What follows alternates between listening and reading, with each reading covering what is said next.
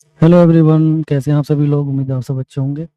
तो pre board का जो क्वेश्चन पेपर है, हमने क्वेश्चन ऑब्जेक्टिव क्वेश्चन और क्वेश्चन नंबर 1 कंप्लीट करवा के यूट्यूब पर अपलोड कर दिया है। क्वेश्चन नंबर 2 देखते हैं अब हम। चलिए शुरू करते हैं वीडियो को। क्वेश्चन नंबर 2 है, 5 खंड करने हैं इसमें। क्वेश्चन है पहला आपका, दो ऐसे क्रमागत विषम धनात्मक पूर्णांक ज्ञात कीजिए जिनके वर्गों का योगफल 290 है। ठीक है, तो क्रमागत भी होने चाहिए, विषम भी होने चाहिए, धनात्मक भी होने चाहिए। तो हमने दो क्रमागत विषम धनात्मक पूर्णांक हमने ले लिए ये 2x+1 और 2x+3। 2x आपकी हमेशा कैसी संख्या होगी? सम संख्या। सम संख्या में एक जोड़ोगे यानी विषम संख्या जोड़ोगे तो वो आपकी कैसी संख्या रहेगी? विषम बन जाएगी। सम में विषम एक जोड़ रहे हो तो विषम आ जाएगी। जैसे 2 में एक जोड़ोगे 3 हो जाएगा, विषम होता है। 4 में एक जोड़ोगे कितना हो जाएगा? 5, विषम होता है। 6 में 3 जोड़ोगे तो 9 हो जाएगा, विषम होता है। तो ये दोनों संख्याएं आपकी कैसी है? विषम है। ठीक है, अब इनके वर्गों का योग 290 करना है हमें। ठीक है, तो हमें इनके वर्गों वर्ग कर दिया और इन्हें जोड़ दिया, बराबर 290। हमें फॉर्मूला यहाँ पर ये वाला अप्लाई करना है, a+b का whole square, a² + b² + 2ab। तो 2x का स्क्वायर प्लस 1 का स्क्वायर प्लस 2ab, यानी 2 गुणा पहली संख्या गुणा दूसरी संख्या। ठीक है, ऐसे ही इसमें लगा दिया हमने। 2x का स्क्वायर प्लस 3 का स्क्वायर प्लस 2 गुणा 2x इंटू 3 दिया जाएगा, बराबर ये।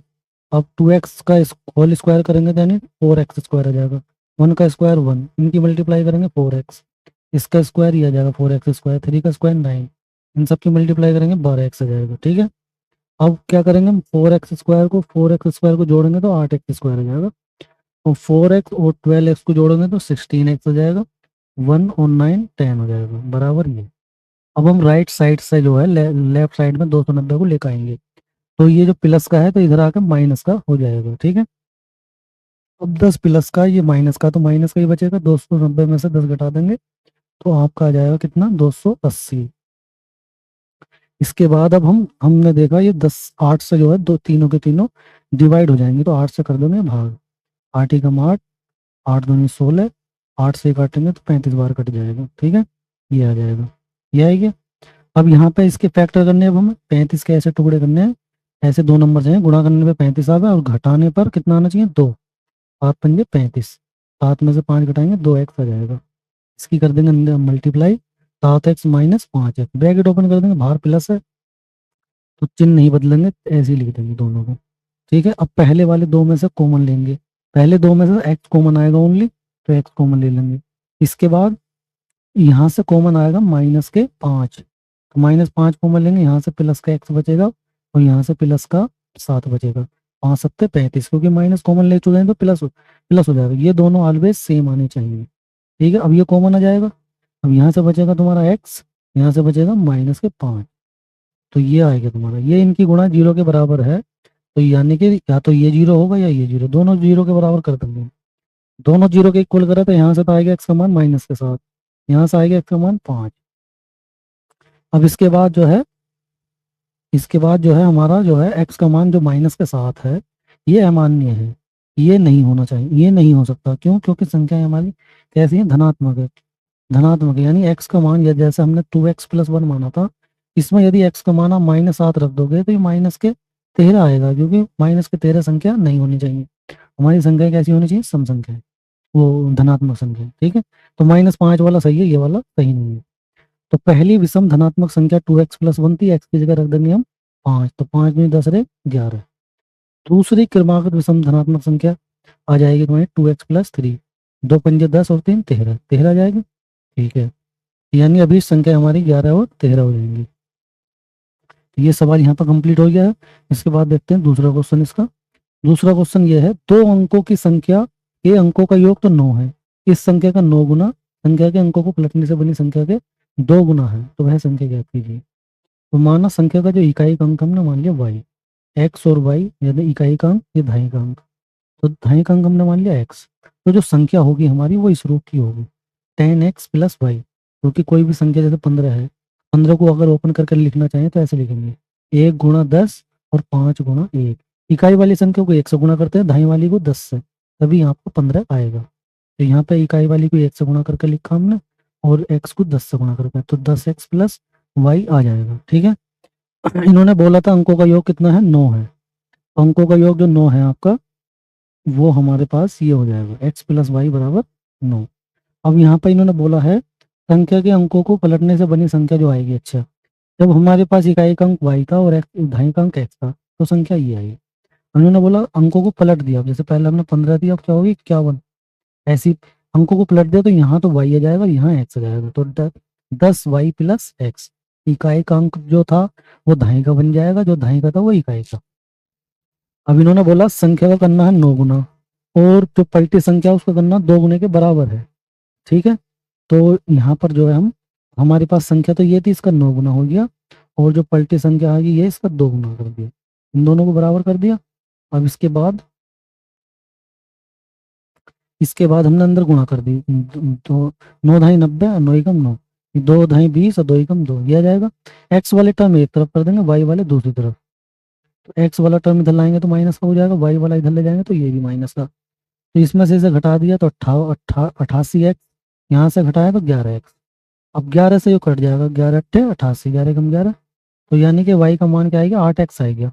y का मान 8x। अब ये y का मान समीकरण नंबर 1 में रख देंगे, हम इस वाली समीकरण में रख देंगे, यानी ठीक है। तो यहाँ पर रख दिया हमने y बराबर 8x, इसकी y की जगह, तो 9x हो गया। 9x बराबर 9, 9 से काट देंगे 9 कम 9, x का मान क्या आ जाएगा 1। ठीक है, अब ये x का मान समीकरण नंबर 2 में रख दो, 2 में रखो या 1 में रखो, किसी में भी रख दो, एक्स वाई का मान कितना आ जाएगा, 8 आ जाएगा। ठीक है, अब यहाँ अभीष्ट संख्या जो होती है हमारी वो 10x प्लस वाई थी। एक्स की जगह रखना हमें 1, वाई की जगह रखना 8। यहाँ पर जब इन दोनों की गुणा कर ली तो ये आ जाएगा 18। तो अभीष्ट संख्या हमारी 18 हो जाएगी। तो ये सवाल यहाँ पर कंप्लीट हो जाएगा। ठीक है, इसके बाद देखते हैं क्वेश्चन नंबर तीसरा। तीसरा क्वेश्चन है, ये दी गई आकृति यहाँ की है, इसमें ए ओ इंटू बी ओ, ए ओ इंटू बी ओ बराबर सी ओ इंटू डी ओ, और विकसित करना हमें ये कोण ए जो है कोण सी के बराबर है, और कोण डी जो है कोण बी के बराबर है। तो हमें ये दे रखा था, हमने क्या करा, डी ओ डी को इसके बटे में लिया है, ए ओ ए के, और ओ बी को सी इसके बटे में लिया ओ सी के। ठीक है, तो ये तो हो गया अनुपात इनका बराबर, यानी ये आएगा दिस, इनका अनुपात और इसका अनुपात हमारा बराबर हो चुका है। और ये हम जानते हैं ये दोनों क्या होंगे, बराबर, दोनों कोण ये आपस में बराबर होंगे, क्योंकि ये जो कोण है, ये कोण आपका क्या है, कौन से है, शीर्ष अभिमुख कोण। शीर्ष अभिमुख कोण आपस में बराबर होते हैं, तो कोण ए ओ डी बराबर होगा सी ओ डी के। ये आमने सामने के कोण बराबर होते हैं, कोई भी दो रेखाएं एक दूसरे को काटती हैं, उनके आमने सामने कोण बराबर होते हैं, तो शीर्ष अभिमुख कोण आपस में बराबर होते हैं। जब ये दोनों कंडीशन आ जाएंगी तो समीकरण नंबर इसे एक कहा हमने, इसे दो, समीकरण नंबर 1 व 2 से हम कह सकते हैं कि आपका ये वाला त्रिभुज और ये त्रिभुज दोनों समरूप होंगे। ये होंगे, ये लिखा हुआ देखो, एक त्रिभुज का एक कोण दूसरे त्रिभुज के एक कोण के बराबर हो, तथा इन कोणों को अंतर्गत करने वाली भुजाएं एक ही अनुपात में हो, तो दोनों त्रिभुज समरूप होते हैं। और कौन से किससे होंगे, साइड एंगल साइड से, समरूपता की कसौटी से। ठीक है, इस समीकरण नंबर 1 व 2 से हम कह सकते हैं दोनों त्रिभुज ये कैसे हो जाएंगे, समरूप वाली कसौटी से। ठीक है, जब दो त्रिभुज समरूप होंगे तो उनके संगत भाग यानी संगत कोण भी बराबर होंगे, तो संगत कोण बराबर होंगे, लिख देंगे ये वाला जो कोण इस कोण के बराबर हो जाएगा, ये कोण इस कोण के बराबर हो जाएगा। ठीक है, तो यही हमें सिद्ध करना था, यहाँ पे प्रूव हो जाएगा। ठीक है, सिद्ध हो गया। अब देखते हैं अब हम इसके बाद क्वेश्चन नंबर चौथा। क्वेश्चन नंबर 4 क्या है, सिद्ध कीजिए दो संकेंद्रीय वृत्तों में बड़े वृत्त की जीवा छोटे वृत्त को स्पर्श करती है, स्पर्श बिंदु पर समद्विभाजित होती है। ठीक है, तो हमारा एक बड़ा वृत्त ले लिया C1, एक छोटा वृत्त, उसका केंद्र क्या है, ए ओ है, दोनों का संकेंद्रीय है ना, एक ही केंद्र है। ठीक है, और इस पर एक छोटे वृत्त पर स्पर्श रेखा है जो कि बड़े वृत्त की जीवा भी है और छोटे वृत्त को स्पर्श करती है। तो P बिंदु पर स्पर्श कर रही है ये। तो बड़े बड़े वृत्त की जीवा ए भी है जो छोटे वृत्त को बिंदु P पर स्पर्श करती है। ठीक है, बिंदु O को P से मिला दिया हमने, बिंदु O को P से मिला देंगे, मिलाने पर छोटे वृत्त की त्रिज्या भी हो जाएगी ये। तो हम कह सकते हैं अब हम, तो जो वृत्त के किसी बिंदु पर, वृत्त के किसी बिंदु पर स्पर्श रेखा स्पर्श बिंदु से होकर जाने वाली त्रिज्या, दोनों आपस में क्या होते हैं, लंबवत होते हैं। स्पर्श रेखा स्पर्श बिंदु से जाने वाली त्रिज्या पर लंब होती है। ठीक, कोमा लगा सकते हैं। तो ओपी लंबवत होगा ए बी के, जो ओपी है ये लंबवत होगा ए बी के।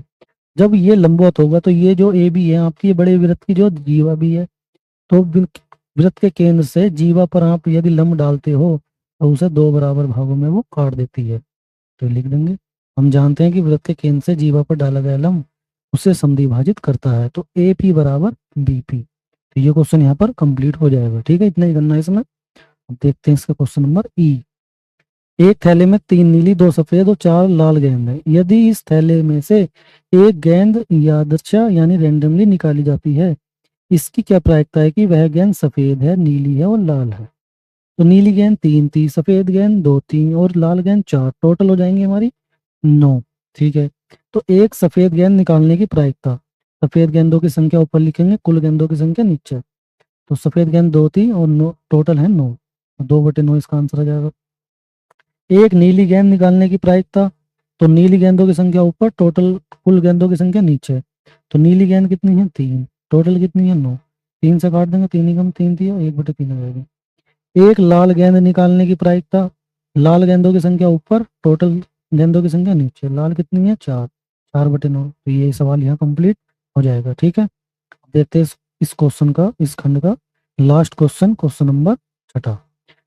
करने 5 ही है इसमें, 6 क्वेश्चन, एक क्वेश्चन की छूट रहती है। क्वेश्चन नंबर इसमें माध्यिका ज्ञात करनी है, वर्ग अंतराल आपको ये लिखे हुए हैं, इसकी संगत बारंबारता ये लिखेंगे। तो चलिए करते हैं। वर्ग अंतराल यानी सी आई, क्लास इंटरवल, बारंबारता एफ, फ्रिक्वेंसी, और हमारे पास इसके बाद निकालते हैं संचयी बारंबारता। पहले इन दोनों को हम लिख लेते हैं। पहला वर्ग 0 से 10 में बारंबारता 7 है, 10 से 20 में 4 है, 20 से 30 में 2 है। ये हमने सब लिख लिए। लिखने के बाद जो संचयी बारंबारता उसे कैसे निकालते हैं, उसे निकालते हैं, पहले वाला जो नंबर बारंबारता का उसे तो लिख देंगे ऐसे ही। इसके बाद 7 में जोड़ देंगे 4, 7 4 11, फिर 11 में जोड़ देंगे 2, कितना हो जाएगा 13, फिर 13 में जोड़ के 2 लिख देंगे यहाँ, कितना हो जाएगा 15, फिर 15 में 3 जोड़ के यहाँ लिख देंगे, कितना हो जाएगा 18, फिर 18 में 2 जोड़ के लिख देंगे, कितना हो जाएगा 20। 20 जो लास्ट वाला टर्म है वही इन सबका योग भी आएगा, सभी बारंबारताओं का योग, जिसे सिग्मा एफ, समेसन एफ या कैपिटल एन या स्मॉल एन के नाम से भी जानते हैं। कितना हो जाएगा 20। तो हमारे पास एन आई का कितना 20, n/2 निकाल लेंगे, n/2 कितना जाएगा 10।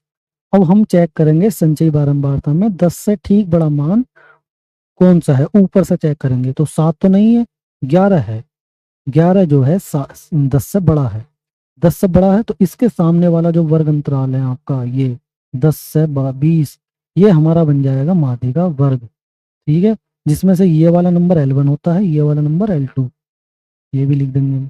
ठीक है, L1 L2, और H जो निकालते हैं L2 में से L1, बड़े में से छोटा घटा देंगे, 10 आ जाएगा।